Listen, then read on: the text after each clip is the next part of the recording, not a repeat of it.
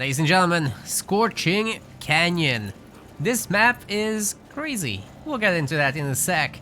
But first, in the orange color, this is the legendary Dressier, not just any. It is the legendary Dressier. He's been upgraded, playing as the dwarves.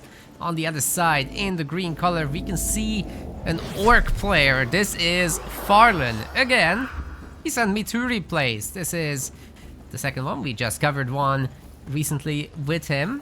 Pretty good game. You should check it out. It's against... it's elves against humans in that one. But... talk about this game now. High Hierophant for Dressier. And going forward aggressively, both players are. They're not going through the back. Obviously, you want to stop the other player from getting too close to your main base. So grabbing this front sector, pretty safe. We've got the Occultist for Farlan. And it looks like the heroes will be having an initial clash. And considering that the Occultist is a special hero that doesn't require any focus, you can use skills pretty much at will, although it will require your health, which is also a limited resource in a way. Looks like the Warg has been taken down while we were too zoomed in. Sorry about that, but yeah, these things happen. Anyway, the clan standard is getting upgraded. Nice pull by Farlan immediately. Putting down some cool action here, capturing the scouting post, of course, securely. That's not too difficult, but gaining the advantage here is pretty hot of a play. Maybe Farlan will even build this outpost and upgrade and hold against the Wyvern. Probably not. That would have been very ambitious, but I think he's gonna be exploring the north here, as there are additional sectors up here to grab with tech resources and whatnot. There's some iron. I'm pretty sure that there's a little bit of other stuff as well. Or is the... nah, the tier 3 resources are down here. I don't remember it that well, but I did promise to talk about the map a little bit and why it's crazy. So you got your nearby bandits for a little bit of XP and gold. Standard creeping business, nothing too crazy. That box, I believe, is empty. I'm pretty sure it is. But the crazy part starts down here. These are not normal creeps. These are just straight up orc units. And they're giving skirmish unit XP. They're not creeps, ladies and gentlemen. They are treated as a creep camp, but they don't provide much value besides, you know, not killing your base once you take them out. There's a shaman here. This is not easy for a tier 1 small army to take on. The brutes would just tank like hell, and the shaman and hunter would delete the early units, so be very careful if you go down here in the early game. I like what Farlan is doing as a result, and you can see him taking down a bunch of these bandits. Those were, by right, just seers. So that XP and gold is now gone, and then there's of course the AI player orc, who will defend itself a little bit at least, and eventually upgrade these scouting posts. They have, for whatever reason, the base game towers rather than the ones from the correct expansion level. So they have like 3 worker slots in there, and pure damage is what this tower does. Even the orc towers are supposed to do, I believe, pierce damage? It should be magic damage, right? I mean, they look like magic damage projectiles. Anyway, let's talk a little bit about those hero skills while the build orders are completing themselves. Everything's very standard. The stone cutter is now coming in, which means tier 2 soon for Farlan. As for Dressier, the third stone cutter just doesn't fit. Very awkward with this rock outcropping. Yeah, that's unlucky. Anyway, a bunch of scoundrel from Farlan, and now we can talk about the skills. He's got a pretty standard build for himself here, I think.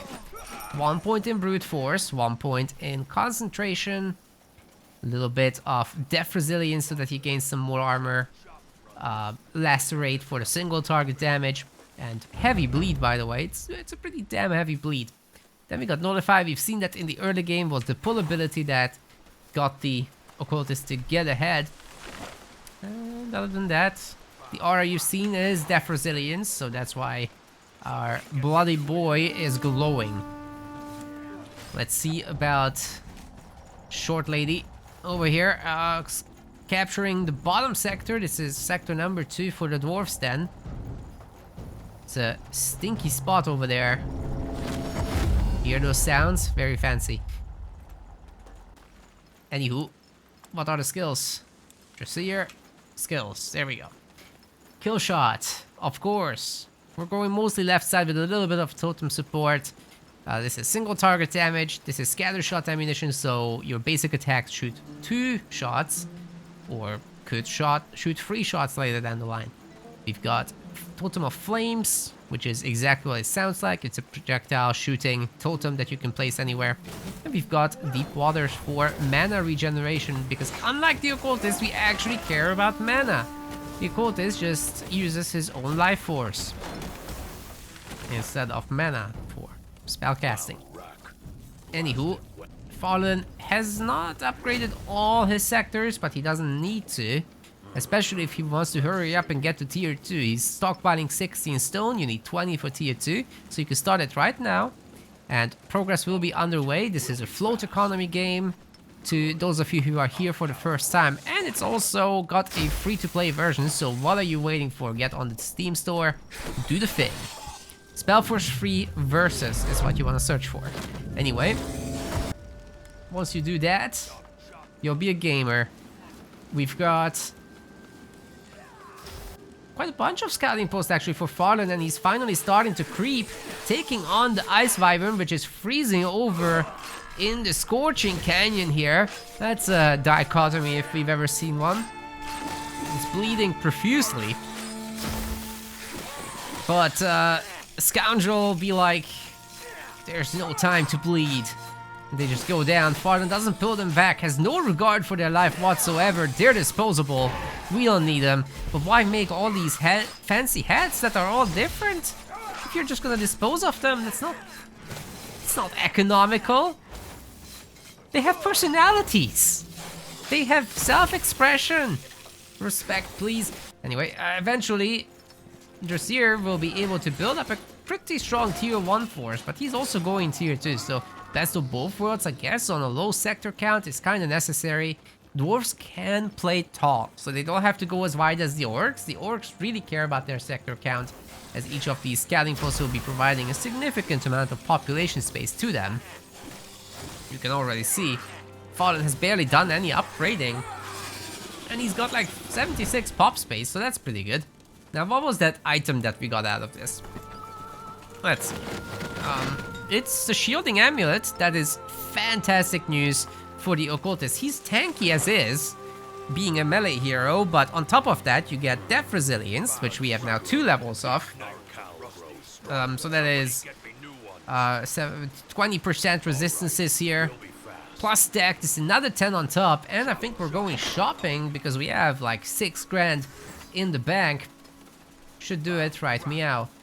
We've got double brute force. We've even put a point into Breath of Vitality, but we just about don't have level 5, which is so awkward. So we're gonna be having to kill these Ravagers, which will provide some additional experience. But like I said, these are just normal units, so won't be that much. Anyway, oh, the Bleed Egg almost killed the Axe Wither. Holy. It got out though, it got out. This is where the tier 3 resources are, so you do want to control this. Eventually it will matter. Not immediately though. One Axe Wielder does die, but finally the troll goes down, and Drasier will now be able to take this over. There's a little bit of Goblin Scoundrel action from the base game. Once again, their stats aren't completely right. Where the hell is this guy going? What is going on? Is this from the main base? Is this aggressing? What is happening? What? What? Bruh. It's gonna be like 2 shot by the... Okay, 3 shot by the base. Congratulations. And another one. Oh, there have been several. This has been going on for a while. Okay. The AI has had enough of both of these gamers and is scouting out, seeing what can be done. I assume a bunch of Scoundrel will fall here as well. And I'm pretty sure Fallen has already taken out a Shaman. There must have been one nearby, because these are pretty mirrored overall. Yeah, the Shaman is dead on the ground. Level 5 has been achieved, but the Occultist is getting extremely low. I think Fallen is considering losing his hero or allowing that to happen. No. He's chugging the potion, he's back to normal health levels. And we can actually go tier 2 in a stable way with level 5 skill. Excuse me, we only have Bloodlike Tar and not Sanguine Burst? Typically speaking, you'll want to be pulling in that Hierophant hero and then bursting them down with Sanguine Burst, which does a ton of damage to units that bleed. But I guess we have our little bit of leeching here from the Occultist. Smacks her in the face, and the 5 to 2 level difference does result in drastic stat advantages as well. Josir has to get the hell out of here, but gets pulled during the teleport. There's not enough DPS here, however, to burst her down through the usage of potions, so that's gonna be that. But I think there's an opportunity here for Farlan. He can go forward and surround the sentries with the Scoundrel. Fantastic move right there, very nice, takes over the sector. Farlan's kind of domineering thus far. But as Josir gains sectors, this is starting to turn around a little bit, as the dwarves will be more efficient on a per base level. They'll be able to make more workers, and the workers are equivalent. So Josir will just straight up be able to catch up in the worker count, despite having fewer bases. All he needs to do is secure the resources to upgrade those. It's currently in the negative 50 of stone. That's the main resource the dwarves use to build their buildings. So yeah, it's gonna take a second, but we're getting there, we're getting there. Also, funny thing about this matchup is that these two don't really provide each other with meaningful resources for the longest time. You destroy dwarven bases as the orcs, you'll get stone out of it. The stone you can't really use significantly until you're in tier 3 and you start making like those totems that you can rain hellfire with on your opponent. You also need it for the tier 3 advancement itself, so that's good. You also need it for the tier 3 resource buildings, I'm pretty sure. When you get the char, not char, sorry, it's black ash. The char comes into play when you destroy the orc bases as the dwarves. You'll be collecting wood, but dwarves don't use wood planks, and that's what these guys drop, so it's freaking useless. That's how it comes into play. You get nothing for destroying the orc bases. It's trash. Maybe you'll get a little bit of stone once you destroy their stone buildings, like the iron mine and whatnot. It's gonna be a while until you get to that point, so it's a bit sucky, isn't it? The dwarves have, however, the unit stat advantages. Look at these axe wielders. This is where the asymmetry of the two races kind of shows itself. These axe wielders are Giga Chads compared to Scoundrel. 200 more HP, triple the damage, and more armor. That's exactly what you need as the dwarves to hit hard early on. And then you've got the sentries, powerful archers, as well, with similar stats that the orcs just cannot deal with for the longest time. Because why? Because they are thick boys. They take a lot of space. You can't just pull them in, all of them, with the Occultist. The Occultist is really good against the Axe Wielders, however, so Josir will have to respect that, you know, and spread out these sentries so that they can stay safe. But once tier 2 really sorts itself out for Farlan, he will be able to start adding some tier 2 units to his army. He's getting caught off the pack, so that doesn't seem to be the plan. Let's take a look. He hasn't actually researched, but he researched everything but Call of the Horde, which I was going to suggest Brutes and Hunters. No, we're going to have Ravagers, and we're potentially going to see Wyverns as well, because that's already also being researched. So yeah, the Ravagers will be going around raiding with a little bit more speed than what the Brutes would offer, although in its basic form that's not entirely true. Let's see if Fallen has any other upgrade buildings, not thus far. So eventually we should see a forge getting built, a blood forge to be exact. And it looks like we're going shopping as well for the heavier armor, so this hero is about to go bonkers. Naked for a second there, avert your children's eyes. And we've got 40, 50, and 40, and 85 resistances. It's pretty good stuff. It will get crazier as he gains stacks of depth resilience, which provides then even more armor. Now, Josir, on the other hand, hasn't been able to item whatsoever with this hero. I think that might be a tier 2 armor. No, everything's basic. We haven't been shopping. Maybe he bought a little bit of potions, however. I like that he went for the Totem of Silence here, by the way. And we've got Bonebreaker as well, but the fight's about to begin, so let me stop covering the screen here. Although they both disengaged, so no biggies, nothing missed there, really. The Ravagers have been revealed, so Drasir now knows. And he can prepare by just adding more Earthshapers, to be honest. They're perfectly fine in this situation. You want a little bit of extra health pool, and these guys certainly provide that. You don't really need much else from the Dwarven tier 2. He could go Balloons, and if anyone will do it, it's Drasir, because he likes to play Tech 2 in an extended fashion, but not today. Sorry, he's got a Citadel. We're going Berserkers, tier 3 already. And these boys are something. Like, they've got this ability to bolster friendly forces with the Warcry. You can see how big that AoE is. Now, in that AoE, I believe 5 people are affected. And they gain a ton of movement speed as well as attack damage. So this is a great way to quickly burst down the base. And especially if you can split off just a few Axe Wielders and like 2 free Berserkers to keep the Warcry going.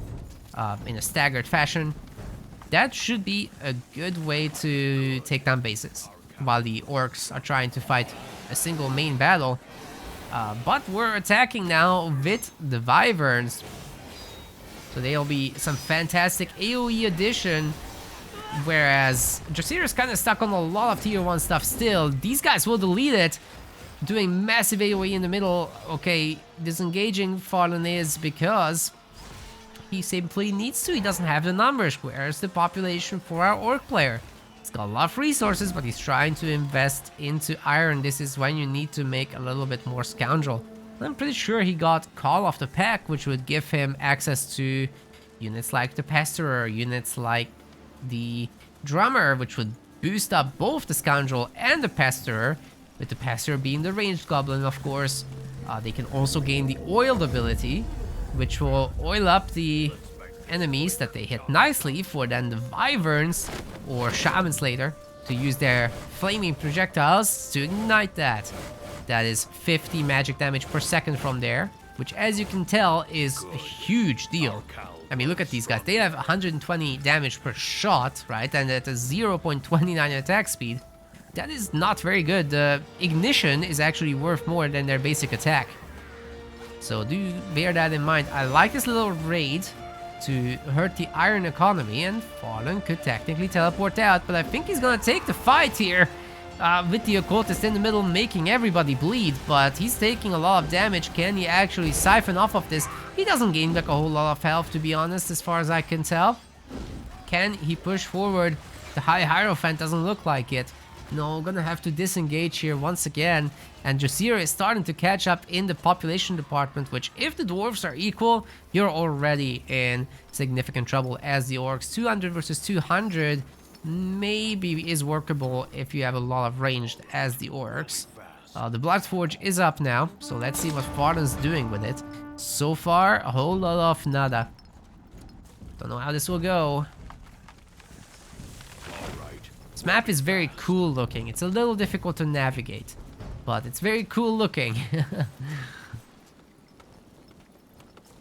Alright, what's the next move? Let's think about it. I think Drasir is just gonna want to keep adding the tier 3 business. He'll want some tier 3 resources to upgrade his Berserkers, because they're currently doing this strike damage, right? But if you can get their upgrade, which is converting it to magic damage, or sorry, it's adding magic damage, in fact, that will be hugely beneficial against the orcs. I mean, look at these resistance figures. We've got 25 strike resist on the Ravagers and negative 25 magic resist, so that's a huge swing. Immediately, if you just switch the damage type, the unit will do the damage type that is most suitable for the given target. Whatever does more will go through if you have multiple damage types. I don't actually know if Fallen can reasonably hold this, but he can counterattack, and he has many bases that he can trade away with. And this middle base here has a ton of black ash, so he doesn't necessarily need this. But if he could hold it, that would be fantastic. Now, teleporting back through the Godstone is gonna present his army piecemeal, but there's no AoE options just yet for the dwarves, so they're just gonna burst down the fortified outpost, and I'm having a cramp in my legs. Oh my god, it hurts. Just as much as Farna's base is hurting, it's getting absolutely wrecked. The cramp is bad. The reinforcements are also cut off, so anything staying on the other side is staying there, but there's nothing actually. What? Wait a second, Fallen is starting to win the fight, or at least doing admirably well. All this AoE from the Wyverns has done so much work, and the Hierophant is still only at level 3, whereas the Occultist is just chilling here in the middle, siphoning health off of these bleeding units. The Hierophant's toast. Occultist goes level 6. The Berserkers are kinda dying over time, and the Axe Wielders are straight up getting wrecked. That's not even close. Pasteurs are oiling everybody up. I'm pretty sure I can hear that, but who are they actually shooting? I can't see the... No, they're not oil. I'm sorry, I'm confusing it with the sound of the Earthshapers' impact. That's what I'm hearing. And another health siphoning coming through for Farland. This is a huge victory getting the trade there. I did not expect that he would. He does lose a lot of population overall, and there's now tunnels ready for Jasir. So he can basically go wherever he wants as he's getting attacked by the Orcish Warcriders from the vanilla version of the game. This is an AI unit here. In the up-to-date version of the game, these guys are ranged and they do a lot more damage. But it's a little bit of harassment anyway. The tower will take care of it. Once Jasir has everything back together, he can pop in this tunnel wherever it leads. Let's see his view. It does not lead anywhere. The exit has never been made. So I'm sure that will come at some point. Buying some weakening orbs and fire orbs. As Jasir wants a Yeetus Deletus to happen at some point. But I think Fallen is on the same page about this. He's making Wyverns. They're at 800 health. I think that means they're upgraded actually. 126 damage is what they do at the moment. So they must have been upgraded, right? No, actually the upgrade is coming in right now. So my bad about this. Where are they getting the 126? What? Oh, they count as Orcish units. He's got the... Sorry. It's been a while since I've cast, hasn't it? So he's got himself the Fight for the Cal and the Zarek Steel upgrade. That's what happened. Yeah, they're both at level 1, hence the armor, hence the increased damage. Just here making sure that the sector stays denied. The shiny, glowy axes of the Berserkers are still not in, because he has not been able to gather any Moon Silver. It's right here. But need to establish the base, need to not lose the army. But Jasir has very successfully remade all the stuff he's got, to be honest. That is very impressive. But you have to account for the fact that dwarves, they hunt pretty well. It's happening at a fast speed. However, once the hunt is out, they transition to slow farming, and that's gonna hurt their production significantly. And the farm transition is happening right now, so Jasir cannot afford losing an army like that again against an orc that is literally everywhere.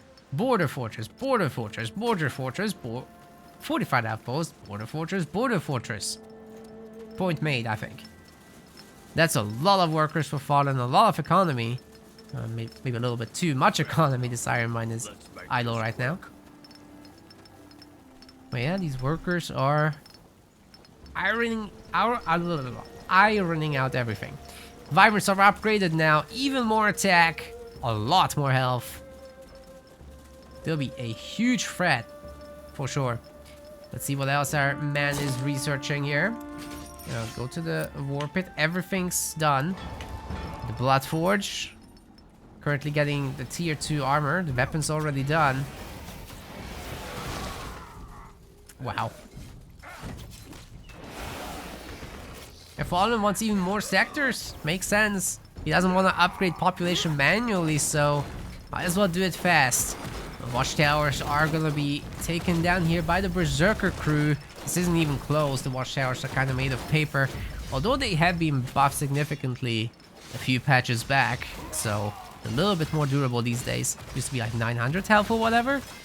Border Fortress might be next. Sure it is next. Oh, we've got Sentry Stance for Drasir. This will interrupt and heavily slow enemies.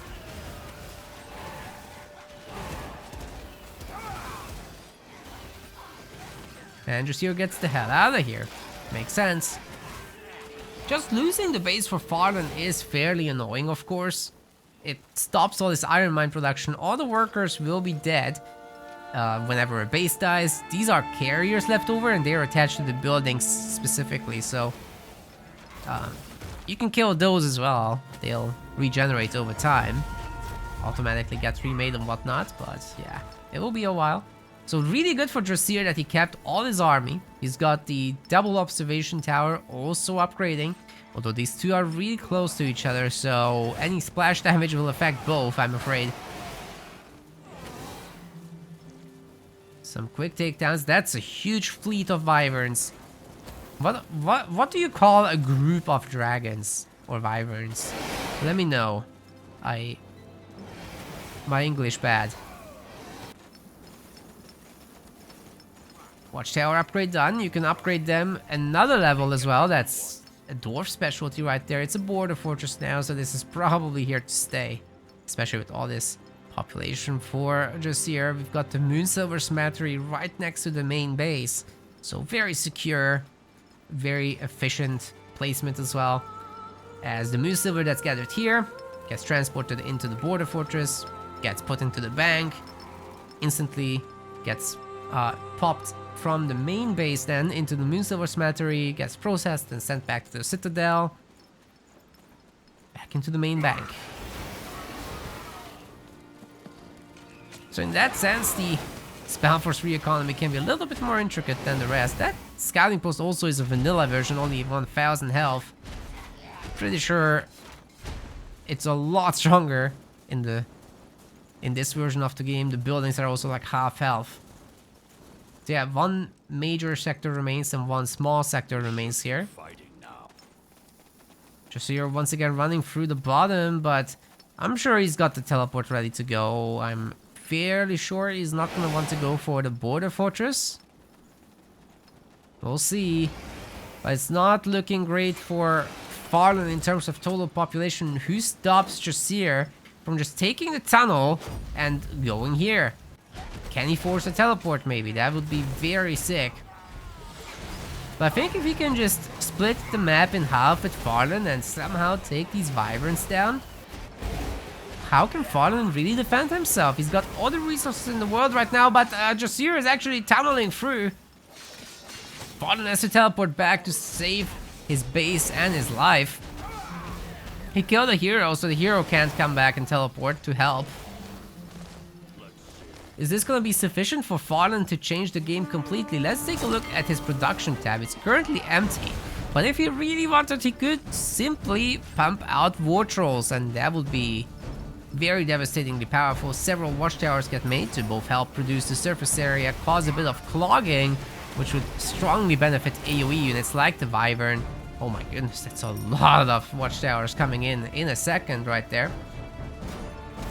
We have Drasir gaining yet another sector and all these observation towers here.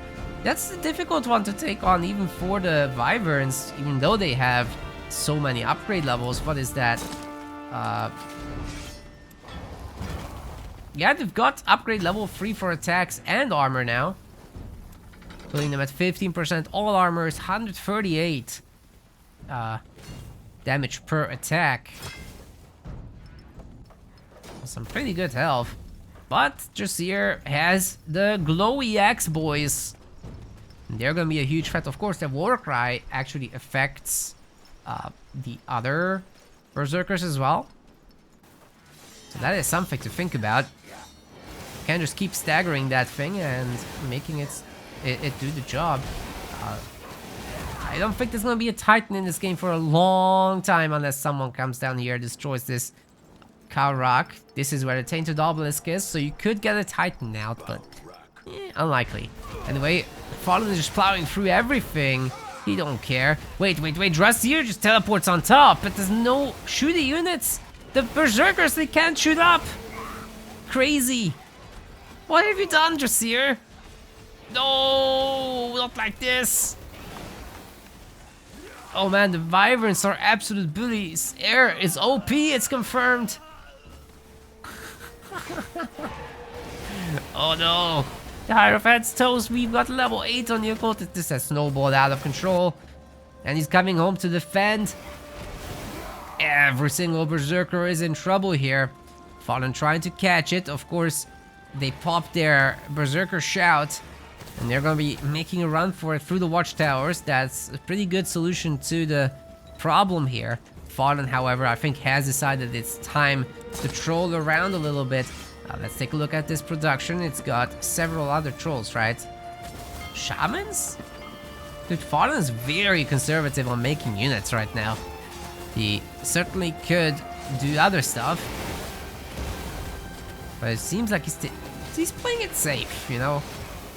All the ranged units are toast, but we've got the first Pyromancers coming out. And these Dwarf boys sure pack a punch. And they're pretty hot. Burning these Wyverns alive, of course. Fire inside and outside. Getting all fired up. Okay, I'm done with the cringe, and so is Jasir. Fallen is just too strong. And he wins by air superiority. Should have made balloons, my man. Should have made balloons. I actually don't know if that's a very smart idea, but don't see that matchup very often. Who makes Wyverns? Fallen does apparently, and makes it work. Well, very nice. I'm looking forward to people sending me more replays. And I will cast them when I'm able. But I gotta do a Homeworld Deserts of Karak review that I promised. And that will be my 5,000 subscriber special, so coming soon. See you again soon. Like and subscribe.